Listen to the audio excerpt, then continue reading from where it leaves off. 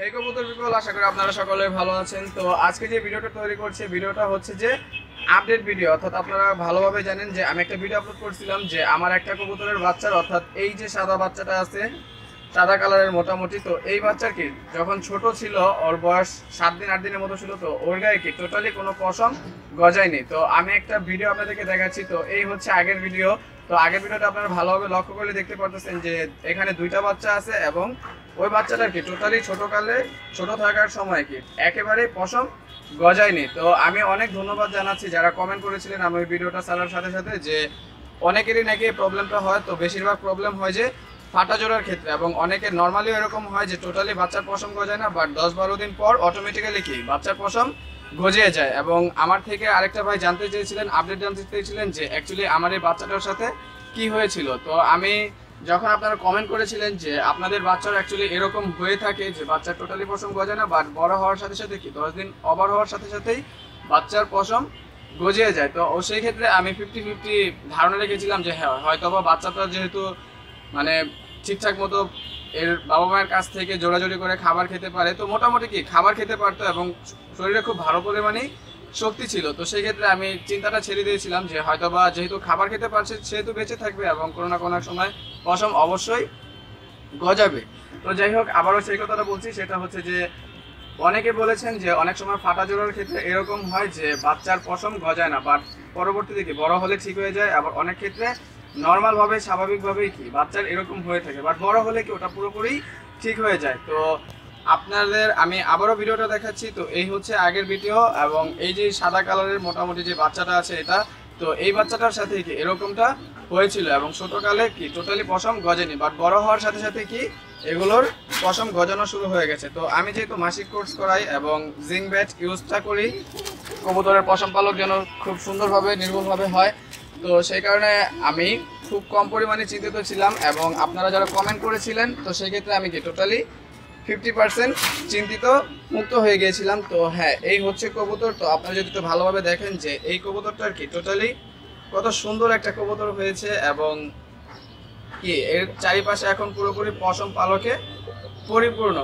Just জোস একটা কবুতর। বাপ মা যখন খাবার খেতে ঢুকে কারাকারি করে কি ওদের বাপ মার থেকে খুব ভালোভাবে খাবার খেয়ে নেয় এই বাচ্চাটা। তো এই হচ্ছে আমার কবুতরের আপডেট। আর হ্যাঁ, আরেকটা কথা, আরেকটা বড় ভাই তো আমার কাছে অনেকবার জানতে চেয়েছিলেন যে এই বাচ্চাটার পশম গজিয়েছে কিনা, বা পরবর্তীতে বড় হওয়ার সাথে সাথে কি এই বাচ্চার কি অবস্থা হয়েছিল।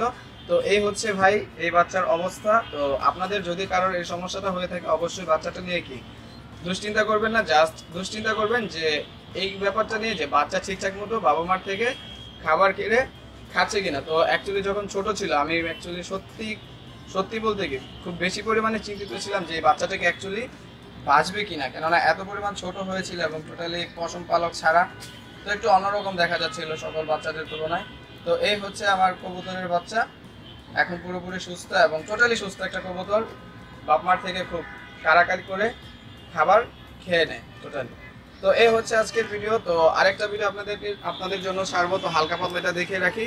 তো এই যে কবুতরটা দেখতে পারতেছেন, এটা হচ্ছে সেই কবুতর যাকে আমরা ব্যাকরুসিং এর মাধ্যমে সুস্থ করতে পেরেছি। মোটামুটি এটা এখন সুস্থ আছে, 80% সুস্থর পথে। তো আরো 20% যখন কমপ্লিট হবে তখনই আপনাদের মাঝে এই ভিডিওটা নিয়ে হাজির হব। আর এই কবুতরের সাথে যেটা করেছি সেটা হচ্ছে যে এই কবুতরের ছোটে একটা গোটা হয়েছিল বা বক্সের মতো হয়েছিল ওপরে এবং নিচে। তো আপনাদের জন্য এবং আপনাদের সুবিধার্থে আমি ভিডিও ডিসক্রিপশনে ভিডিওটা দিয়ে দিচ্ছি যে কবুতরের গোটা কাটে উঠলে আপনারা ব্যাক্রোসিন এবং চুন পটাশের মাধ্যমে কিভাবে সুস্থ করবেন। তো আপনার ইচ্ছা করলে ওই ভিডিওটা দেখতে পারেন, আশা করি আপনাদের খুব ব্যাপক পরিমাণ কাজে আসবে। তো এই হচ্ছে আজকের ভিডিও। তো পরবর্তীতে আবার কোনো এরকম গুরুত্বপূর্ণ ছোটখাটো ভিডিও নিয়ে হাজির হবো আপনাদের মাঝে। তো সেই পর্যন্ত ভালো থাকুক আপনাদের সকল কবুতর। আমাদের জন্য দোয়া করবেন যেন আমাদের কবুতরগুলো এভাবেই দিনের পর দিন, মাসের পর মাস এবং বছরের পর বছর ভালো থাকে, সুস্থ থাকে ও পুরোপুরি রোগমুক্ত থাকে। আরে বাবা, ভিতরে চলে গেছে।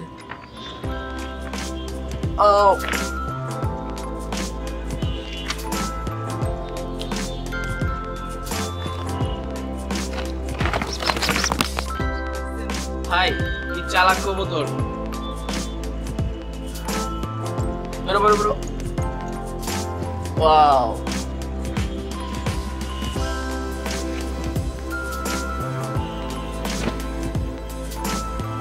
দেখছেন ভাই কি জিদ।